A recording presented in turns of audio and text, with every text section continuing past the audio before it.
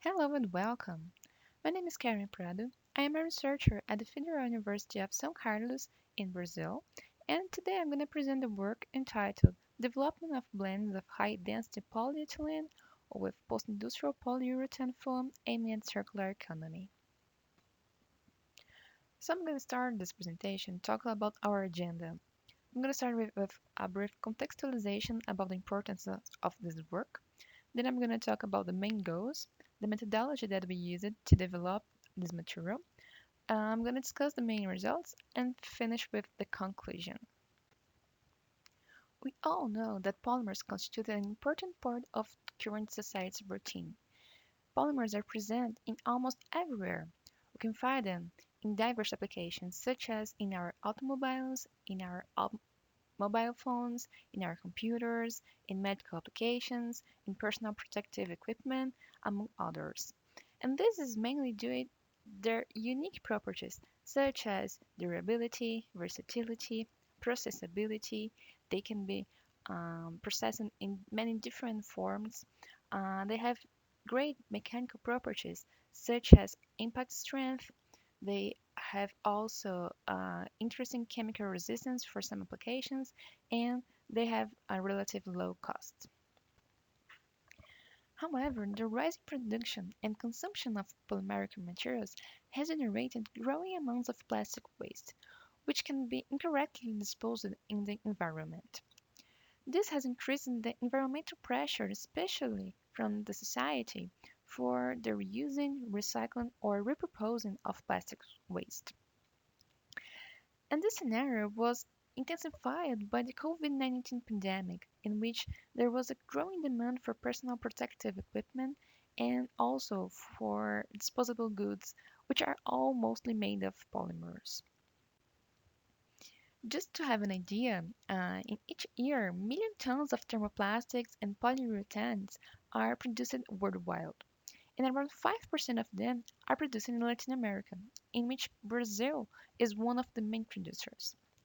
Only the last year, polyurethane corresponded to more than 15% of the engineering plastics consumed here in Brazil. And despite this high production and consumption of polymers in Brazil, currently less than one quarter of all post-consumer polymers are recycled, which is really a big issue. One special type of plastics that is not being recycled or reused are the expanded polyurethane foams. An example is those which are generated as scrap by the manufacturing industry of earplugs, as the ones shown in the picture. Well, this kind of post-industrial waste is not considered as dangerous and has unique combination of material and processing characteristics which make them suitable for various applications. However, the earplug industry still do not have viable ways to reuse this polymer residue, which is nowadays discarded or landfilled. In order to try to address this problem, some previous studies have tried to reuse these polyurethane foams in extrusion or injection molding processes. And they reported that the mixing movement of the injection screw modified the molecular chain of the polyurethane, allowing it to be used in applications that may require some mechanical resistance. Other studies have also shown that the injection molding process can be used to recycle a moderate amount of polyurethane with cross-linking bonding, such as the polyurethane foam, by blending it with thermoplastics and forming different plastic parts. On the other hand, there is no literature yet showing which properties can be obtained by mixing these recycled polyurethane foams with other polymers, such as thermoplastics, by using injection molding processes. And this is the goal of this study. So we propose the recycling of polyurethane foam scrap from earplug manufacturing industries by injection molding in order to produce polymer blends with high-density polyethylene, which is a thermoplastic usually found in different applications. In order to produce these materials, we started with the preparation of the earplug scrap. So it was first milled at 1 millimeter particle size and then mixed with high density polyethylene pellets in different amounts. So we used contents of 2%, 5%, and 7% of polyurethane foams. Then this material was processed and characterized. It was processed by injection molding. So we used a pressure of 800 bar and temperature between 185 and 200 degrees Celsius. The specimens were characterized by tensile tests and isotope impact tests using ASTM standards, and the fracture analysis was made by scanning electron microscopy. Talking about our main results, and starting by the tensile properties, we verified that none of the tested samples fractured when submitted to the tests, as we can see by the picture showing the slide. Also, when we look at the tensile strength, the statistical analysis revealed that there were two groups of samples.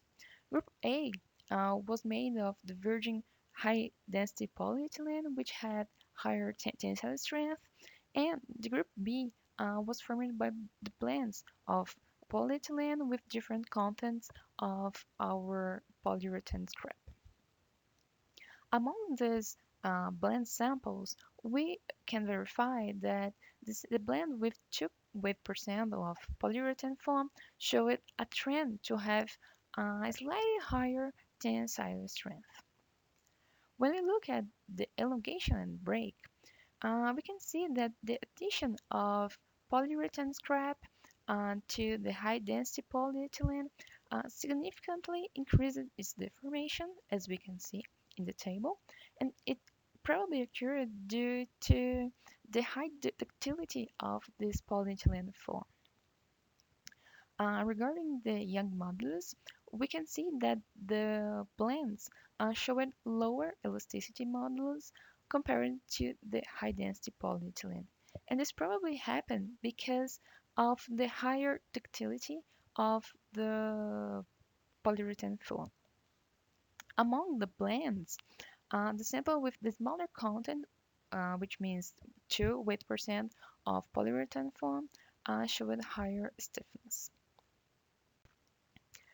Now talking about the impact properties, uh, all samples showed partial failure mode with incomplete rupture of the test specimens, and we can see that higher impact resistance was obtained for pure high-density polyethylene. The addition of the polyurethane from scrap in the polyethylene matrix reduced the impact strength of the material. And when we compare the different blends, we can see that the blend with the lowest content of polyurethane scrap, which is 2 weight percent, showed significantly higher impact resistance when compared to the other samples.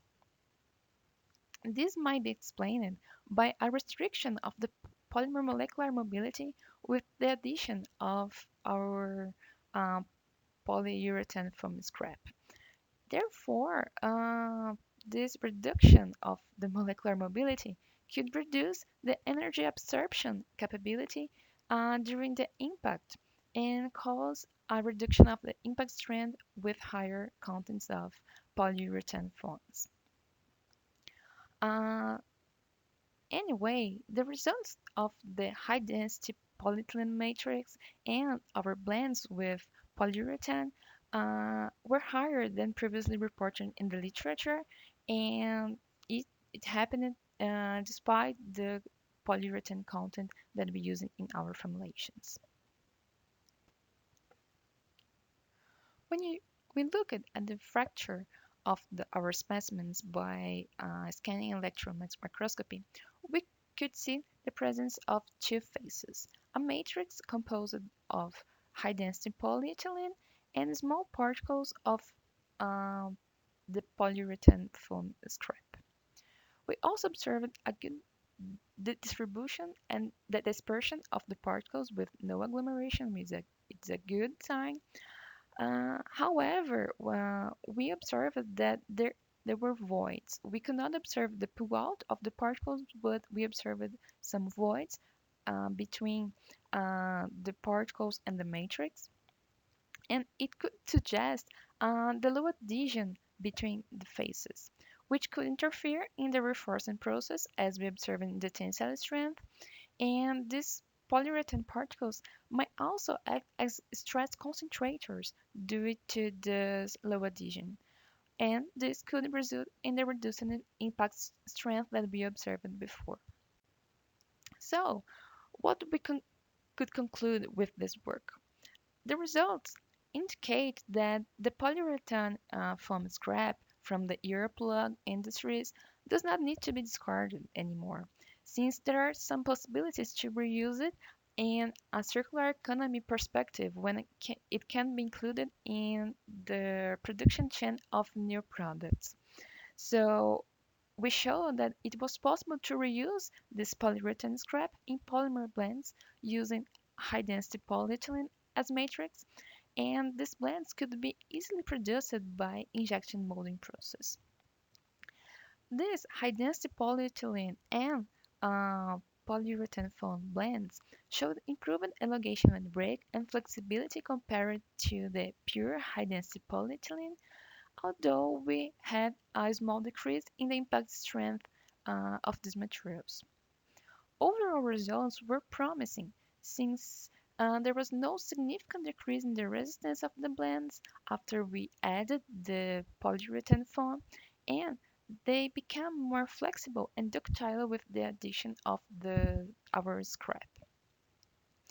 Among the different contents of polyurethane foam that we tested, we verified that the sample with 2 weight% resulted in better mechanical properties, but we suggest that in future studies, these concentrations could be increased by improving the adhesion between the two phases, the two polymers, and this could also make this material feasible for different applications. So these are the references that I have used in this work, and I'd like to thank you very much for your attention.